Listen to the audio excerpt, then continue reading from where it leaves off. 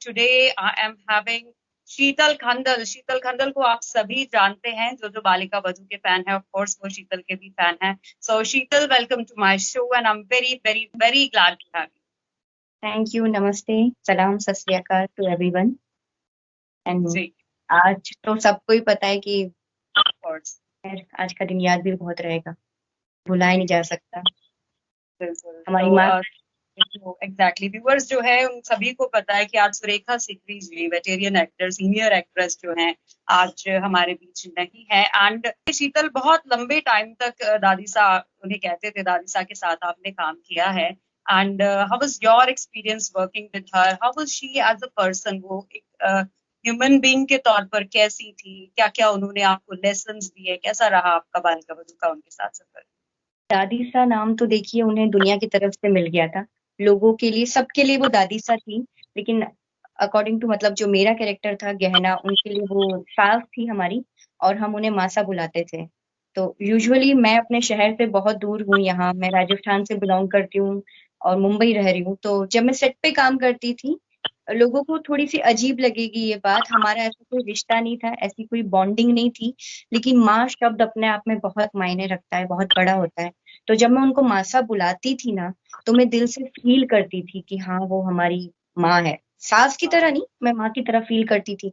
And cause she is a senior actor, senior actor भी अगर हम एक साइड में रखे तो she is a senior lady, तो उन्होंने जिंदगी के बहुत से तजुर्बे लिए हैं, बहुत सारे एक्सपीरियंस उनको रहे हैं, तो उस हिसाब से उनका बिहेवियर भी हमारी तरफ ऐसा ही रहता था। वो सीधे तरीके से नहीं बताती थी कि ऐसे करो या वैसे करो, लेकिन कहीं ना कहीं उनके काम के जरिए, उनकी बातचीत के जरिए हम एक्टिंग स्किल को सुधारने में कामयाब हो पाते थे। आपको वो ऑन द जितनी सेट बच्चों की तरह ही ट्रीट करते थे, आप ये कहना चाह रहे हैं? एग्जैक्टली एग्जैक्टली, क्योंकि वो सीनियर थी तो उनके लिए, देखो, एक कह सकते हैं उनको 40 साल से ज्यादा का एक्सपीरियंस था इंडस्ट्री का। तो बट ऑब्वियस वो एक प्राउड मोमेंट उनके लिए है, तो हम तो उनके आगे कहते हैं ना, एकदम रेत के दाने के बराबर थे। और मैं तो बहुत फ्रेशर थी, मेरा तो वो पहला चांस था, पहला डेब्यू शो था। वहां जितने भी एक्टर्स थे सब सीनियर ही थे, तो बालिका वधू अपने आप में एक एक्टिंग स्कूल था। और यूं कह सकते हैं कि दादी सा वहां की प्रिंसिपल थी। तो यस, वाह। मैंने उससे बहुत कुछ, मतलब बहुत कुछ सीखा है। वो किसी भी, आप कोई सीख दोगे एक्टिंग उनको में तो कुछ भी। शीतल आपने सीखा ही होगा, एक्टिंग में तो ऑफ कोर्स सीखा ही होगा। लेकिन उनका जो लाइफ का सफर है वो भी 75-76 साल बहुत लंबा रहा। तो जी, लाइफ के भी वो कोई लेसन्स देते थे जब आप फ्री टाइम में of the record, of the camera बैठते थे? तो लाइफ पे भी वो कोई लेसन्स आपको देते थे कि कैसे क्या करना नहीं, चाहिए, क्या नहीं करना चाहिए? ऐसे तो कोई पर्सनल टॉक्स होती नहीं थी हमारी। जैसे मैंने कहा कि उनका ना बताने का तरीका बहुत अलग होता था, वो कभी भी सीधे तरीके से आपको नहीं बताती। वो अपने काम के जरिए या काम के बीच में इन बिटवीन, जैसे थोड़ा सा इंटरेक्शन होता था ना, हमने कुछ गलत किया, वो वहीं टोक के कुछ बोल देती थी कि ये चीज बेटा ऐसे नहीं, ये ऐसे करो, ये ऐसे होनी चाहिए, तुम्हें आगे जाके समझ में आएगा। तो वो उस वक्त जो कह दे, उस वक्त उनको गांठ बांध लो और समझ लो, क्योंकि वो एक लाइफ लेसन उसी वक्त बातों बातों में दे जाती थी। यूजुअली लोग अवॉइड कर देते हैं उन बातों को, बोलते कि ठीक है, क्या कुछ बोल रही होंगी। यंगस्टर्स में यूजुअली ऐसा ही होता है, सीनियर एक्टर्स की बातें थोड़ी कम सुनते हैं।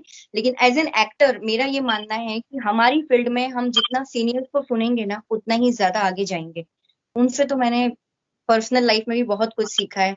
उनकी लाइफ में इतनी सारी ट्रेजेडी हुई, जितना कि यूजुअली बहुत से लोग जानते हैं। जब एक सर्टेन सीन था बालिका वधू का, और उसके एक दिन पहले उनके हस्बैंड एक्सपायर हुए थे, and she was doing shooting the next day. Wow, मतलब दैट आप इज सोचो ना, yes, आप इतनी चलिए, वेटेरियन एक्टर से यूं ही नहीं उनको इतना बड़ा बना दिया जाता। There is a reason behind that, they deserve exact- it. आप देखो ना उनके अंदर कितनी विल पावर होगी, अपने काम को लेकर वो कितनी मोटिवेटेड होगी। मतलब उस चीज को देखने के बाद आजू बाजू के सब लोग रो रहे थे, लेकिन उन पे असर नहीं पड़ा, वो अपने काम के लिए फोकस थी पूरी तरह से। इसे कहते हैं कलाकार। मतलब सल्यूट है ऐसी लेडी को कि जिन्होंने इतना काम, मतलब क्या बोलूं मैं, शब्द कम पड़ रहे हैं मेरे, क्या बोलूं मैं उनको। कभी शीतल, कभी ऐसा हुआ ऑन द सेट, जैसे आपने बताया वो बहुत सीनियर है और आप मासा कहती थी, तो कभी डांटा भी उन्होंने आपको सेट पर? अगर हम थोड़ा सा भी लेट हो जाते थे ना, तो डांट वैसी वाली नहीं, जैसे हार्शली डांटा है उन्होंने, बट वो प्यार प्यार से बोल देती थी, देखो टाइम पे आया करो, अच्छा नहीं लगता, हम लोग वेट करते हैं। तो वो एक समझ में आ जाता है। एक आध बार गलती हुई है, फिर दोबारा हमने कभी नहीं करी। यूजुअली बहुत बार ऐसा होता है कि रेडी होने में टाइम लग जाता है, क्योंकि दादी सा का बहुत नेचुरल दिखाते थे ना लुक, हम तो उनको मेकअप वगैरह इतना रिक्वायर्ड नहीं होता था, और हमको तो पता है पूरा ज्वेलरी वगैरह सब पहनना पड़ता था, तो टाइम लगता था। कई बार थोड़ा बहुत ऊपर नीचे होता था, कई बार लाइंस फंबल हो जाती थी, आगे पीछे हो जाता था, सीन कभी हमारी वजह से बिगड़ जाता था और उनको रीटेक करने पड़ते थे। तो आपको मैं सही बताऊं, मैं हमेशा अंदर से झिझक रहती थी जब उनके साथ हमारा सीन होता था कि कुछ गलती नहीं होनी चाहिए वरना उनको बुरा लग जाएगा, सीनियर एक्टर है, बहुत बुरा मान जाएंगी। फिर आगे क्या है, काम पे इम्पैक्ट पड़ता है उसी चीज का, अगर एक आर्ट है उनको। हेलो, कैन यू या हियर? या या, यस मेरी यस। कोशिश हमेशा यही रहती थी कि मेरी तरफ से जितना हो सके गलती कम से कम हो।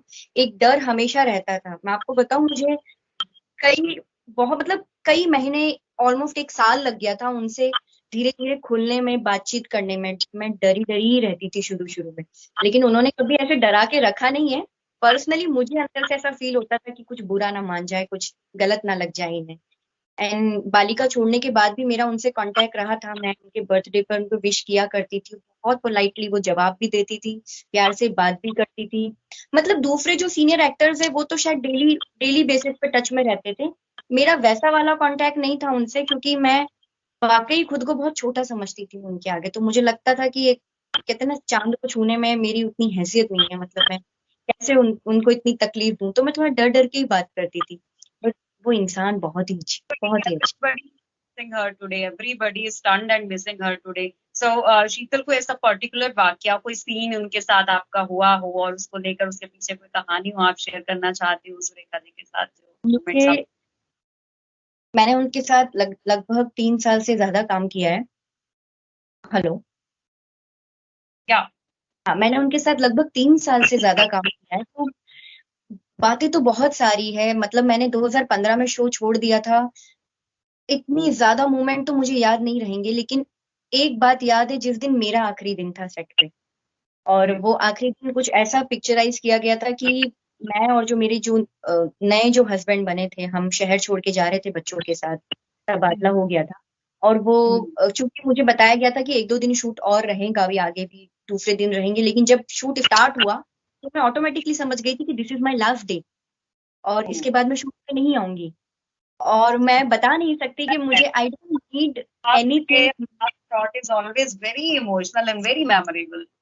मैं उस दिन बहुत रो रही थी, मैं बहुत ज्यादा रो रही थी, और उनको खासकर गले लगाकर तो मैं ऐसी रोई थी कि जब हमारे में वो ट्रेडिशन दिखाते हैं ना, पैर 3 बार दबाते हैं मासा के, तो मुझसे ना वो पैर उनके छूट ही नहीं रहे थे, कि मतलब बस मुझे नहीं। तो हम उनसे कभी, मैं पर्सनल वे में तो कभी उनसे बाहर कहीं मिली नहीं हूँ, जितना भी हम लोग मिले सेट पर ही मिले उनसे। बट हाँ, जैसे मैं कभी घर से कुछ मीठा बना के लाती थी तो मैं उनको देती थी, तो वो बकायदा शौक से खाती थी। यूजुअली एक्टर्स होते ना, हाइजीन का बहुत ख्याल रखते हैं कि दूसरे के घर का नहीं खा पाते, बट हाँ वो खाती थी, उनको शौक था उस चीज का, उनको चॉकलेट भी पसंद थी, नो डाउट। और वो, देखा जाए तो बहुत सादा जीवन जीती थी। अगर आप उनको ऑफ स्क्रीन दादी सा से अलग देखोगे तो आप बोलोगे she is so young, she is so active. आप उनको बोल ही नहीं सकते कि वो जितना एजी उनको दिखाया गया था सेट पर, वो उतनी दिखती नहीं थी।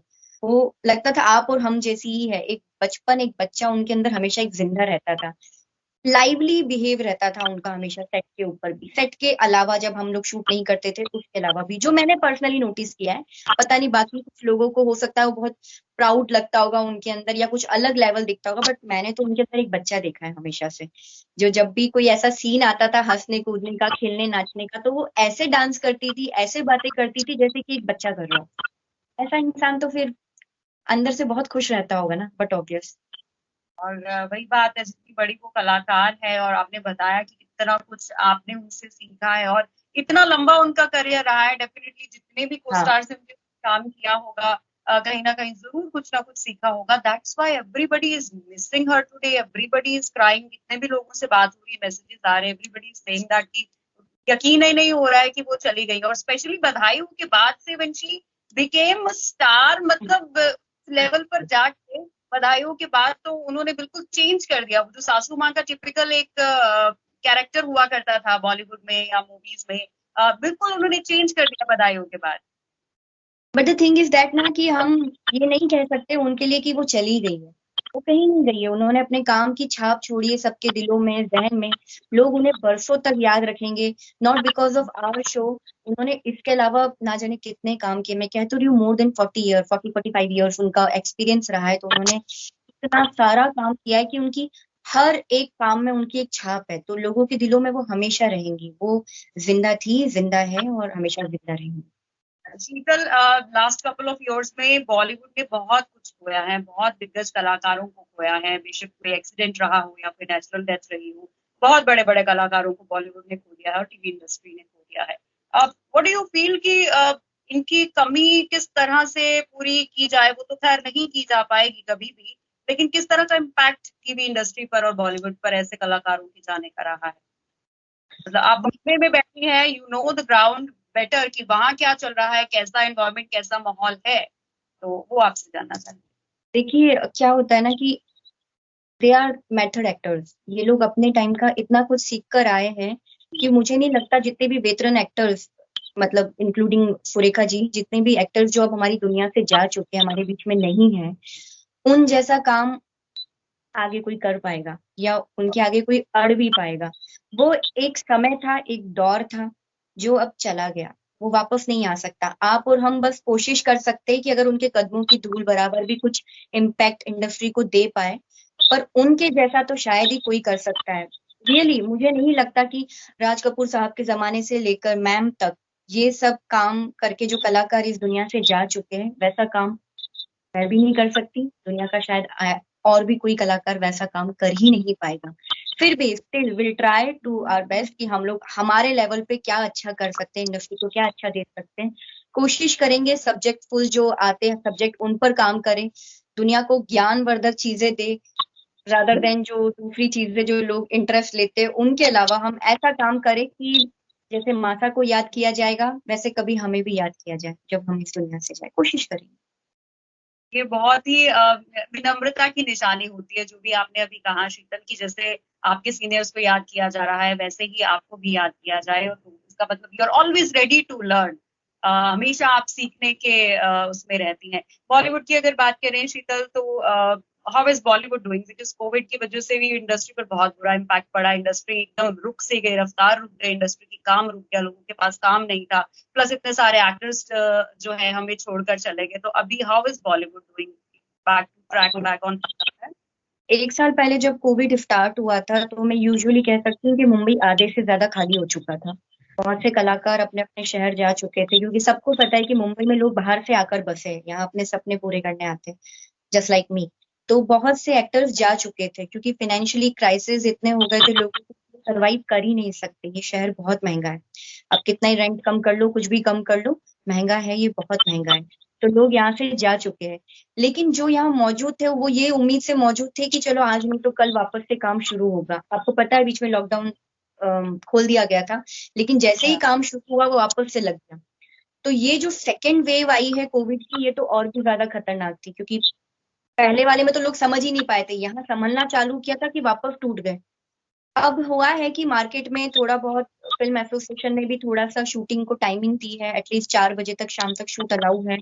अगर थोड़ा सा टाइम और इंक्रीज कर दिया जाएगा और थोड़ी सी फैसिलिटीज और दी जाएगी तो शायद मेरे ख्याल से जो शूटिंग 20-30% हो रही है वो आई थिंक 50-60 या 70% तक आ जाएगी। बट हाँ, शूटिंग अभी बहुत कम हो रही है, बहुत मतलब बहुत कम हो रही है। पर ठीक है, फिर भी हम आर्टिस्ट है, हम उम्मीद नहीं छोड़ सकते। धीरे धीरे हार नहीं सबका काम हो। हार नहीं माननी चाहिए, and we have to fight with this time, and और अपनी सेफ्टी का भी ध्यान रखना है। काम ऑफ कोर्स इम्पोर्टेंट है, लेकिन उससे भी ज्यादा इम्पोर्टेंट है अपनी सेफ्टी। और Sheetal, what are your future projects? Lockdown में किस तरह आपने टाइम निकाला, क्या क्या काम आपने तब किया, और अब क्या क्या लाइनअप्स हैं फ्यूचर? हम शीतल को कहाँ कहाँ टू फ्रैंक, लॉकडाउन तो हमारा लॉक और डाउन ही गया है, टू बी वेरी फ्रैंक। लेकिन यस, घर की बहुत सारी चीजें सीख ली। मैं कुछ अच्छी प्रोफेशनल कुक नहीं थी, मैंने कुकिंग अच्छे से सीखी है। ये भी सीखना ही होता है, ये भी बहुत अच्छी बात है। लोगों से इंटरेक्शन बहुत हुआ है। ऐसे ही you utilize the time in learning something good? Video conversation के जरिए मैंने बहुत से अपने दोस्त, रिश्तेदार और बहुत से अदर जिनको मैं नहीं भी जानती, उन लोगों को मोटिवेट किया है। If I am a good speaker तो मेरा फर्ज बनता है कि मैं लोगों को इतना डूबने से या दबने से बचाऊं और फिर से उभारूं। मैं वो कोशिश करती रहती हूँ इंसानियत के नाते। मैं अपने आप को एक आर्टिस्ट बतौर नहीं देखती उस वक्त, एक अच्छे इंसान बतौर देखती हूँ कि ये मेरा फर्ज है। दूसरा ये कि हाँ, अब जाके जो सेकंड लॉकडाउन के बाद थोड़ी से जो चांसेस बने शूटिंग के, तो yes I am doing a web series for Netflix, जो बहुत जल्दी हम लोग शूट करने जा रहे हैं। फॉर्चुनेटली ये है कि हमें रात में शूट करना है, और अनफॉर्चुनेटली ये है कि रात की शूटिंग अभी अलाउ नहीं है। तो जब वो अलाउ हो जाएगा तो हम लोग जरूर शुरू करेंगे वो शूट। अभी हमारा प्री प्रोडक्शन चालू है। उसके अलावा कुछ एल्बम्स हैं जो अभी आने वाले हैं मेरे। बस यही सब काम पे चालू है। बाकी कुछ मूवी प्रोजेक्ट्स भी है, लेकिन वो नए साल के लिए। इस साल तो अभी बहुत टाइम जाएगा, क्योंकि जिन एक्टर्स ने पहले के जो बॉन्ड पेपर साइन करके रखे हैं ना प्रोजेक्ट्स, वो लोग पहले उन पे काम करेंगे और उसके बाद कहीं जाके कुछ नया होगा। तो विल सी, देखते हैं। चलिए ठीक है। वो कहते हैं ना, रात के बाद सवेरा होता है, तो उसी सवेरे की उम्मीद और इंतजार सभी को है। एंड आपके भी जो सारे फैंस हैं शीतल, वो डेफिनेटली आपको अलग अलग प्लेटफॉर्म्स पर देखना चाहते हैं। और फिर से उभारूं। मैं वो कोशिश करती रहती हूँ इंसानियत के नाते। मैं अपने आप को एक आर्टिस्ट बतौर नहीं देखती उस वक्त, एक अच्छे इंसान बतौर देखती हूँ कि ये मेरा फर्ज है। दूसरा ये कि हाँ, अब जाके जो सेकंड लॉकडाउन के बाद थोड़ी से जो चांसेस बने शूटिंग के, तो yes I am doing a web series for Netflix, जो बहुत जल्दी हम लोग शूट करने जा रहे हैं। फॉर्चुनेटली ये है कि हमें रात में शूट करना है, और अनफॉर्चुनेटली ये है कि रात की शूटिंग अभी अलाउ नहीं है। तो जब वो अलाउ हो जाएगा तो हम लोग जरूर शुरू करेंगे वो शूट। अभी हमारा प्री प्रोडक्शन चालू है। उसके अलावा कुछ एल्बम्स हैं जो अभी आने वाले हैं मेरे। बस यही सब काम पे चालू है। बाकी कुछ मूवी प्रोजेक्ट्स भी है, लेकिन वो नए साल के लिए। इस साल तो अभी बहुत टाइम जाएगा, क्योंकि जिन एक्टर्स ने पहले के जो बॉन्ड पेपर साइन करके रखे हैं ना प्रोजेक्ट्स, वो लोग पहले उन पे काम करेंगे और उसके बाद कहीं जाके कुछ नया होगा। तो विल सी, देखते हैं। चलिए ठीक है। वो कहते हैं ना, रात के बाद सवेरा होता है, तो उसी सवेरे की उम्मीद और इंतजार सभी को है। एंड आपके भी जो सारे फैंस हैं शीतल, वो डेफिनेटली आपको अलग अलग प्लेटफॉर्म्स पर देखना चाहते हैं। जिस तरह आपने बताया, नेटफ्लिक्स का एक प्रोजेक्ट है और आपकी एल्बम्स जो है, so I am definitely very sure that people are waiting for you to come on screen again. और वो चाहेंगे आपको देखना। जितनी ज्यादा आपको वेट शूटिंग स्टार्ट होने की है, उतनी ही वेट आपके फैंस को भी है आपको दोबारा देखने की। एंड शीतल, आपने इतना कीमती टाइम ऐसे माहौल में हमें दिया, because you were very close to dadi sa. और आपको आई एम श्योर कि बार बार कॉल्स आ रहे होंगे, वीडियो कॉल्स आ रहे होंगे, टेलीफोनिक इंटरव्यूज आपके हो रहे होंगे, और आपने इतना टाइम हमारे लिए निकाला। Sheetal, thank you very very much. Looking forward to you again. Thank you so much. कम आ गई। थैंक यू, कम पगड़ी। Thank you.